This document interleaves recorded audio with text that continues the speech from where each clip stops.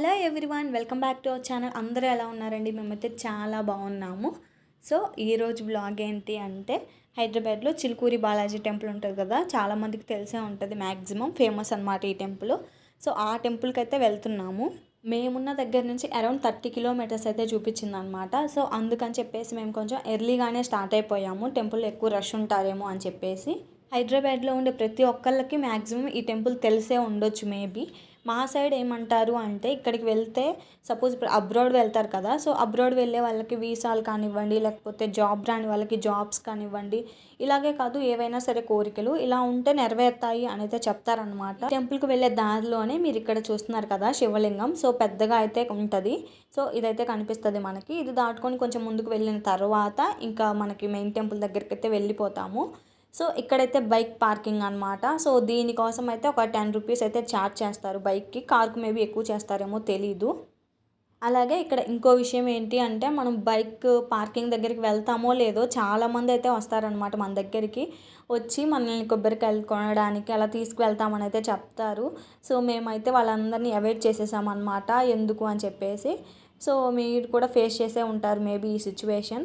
ఇంకా కొంచెం ముందుకు రాగానే మనకి ఇక్కడ కొబ్బరికాయలు అవన్నీ అయితే దొరుకుతాయి. సో కొబ్బరికాయలు తీసుకొని ఫస్ట్ ఒక ఎంట్రన్స్ అయితే ఉంటుంది, అక్కడే కొబ్బరికాయలు కూడా కొట్టేస్తారనమాట. లోపలైతే కొబ్బరికాయలు అలా కొట్టడానికి అయితే ఏమి ఉండదు. సో మనం బయటే కొబ్బరికాయలు కొట్టేసి లోపలికి తీసుకువెళ్ళాలి.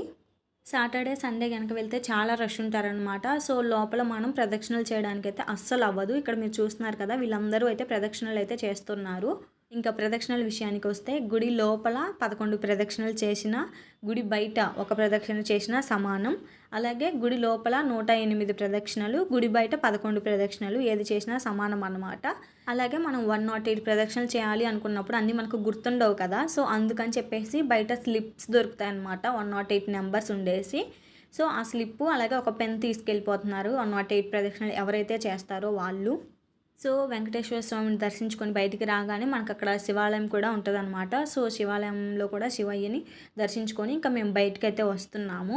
బయటకు వచ్చేటప్పుడు ఎంట్రన్స్ అంతా ఇలా అయితే ఉంటుంది అనమాట, మొత్తం షాప్స్ అట్లా అయితే ఉంటుంది. సో ఎవరైనా షాప్ చేయాలి అనుకునే వాళ్ళు ఇక్కడ మంచిగా షాపింగ్ అలా అయితే చేసుకోవచ్చు. ఇంకా మేము అంతా తిరిగేసిన తర్వాత ఫ్రంట్ అంటే టెంపుల్ ఫ్రంట్ సైడ్కి అయితే వెళ్తున్నాము, కొన్ని పిక్స్ అలా దిగుదామని చెప్పేసి. సో ఇక్కడ చూస్తున్నారు కదా, ఇదే టెంపుల్ ఫ్రంట్ సైడ్ అన్నమాట. సో ఇదండి చిలుకూరి బాలాజీ టెంపుల్ విశేషాలు అయితే. మీరు కనుక మన వీడియోని ఫస్ట్ టైం చూస్తున్నట్టయితే లైక్ చేయండి, షేర్ చేయండి, కమెంట్ చేయండి. అలాగే ఇలాంటి మంచి మంచి వీడియోస్ కోసం మన ఛానల్ని సబ్స్క్రైబ్ చేసుకోవడం అయితే మర్చిపోవద్దు. బాయ్.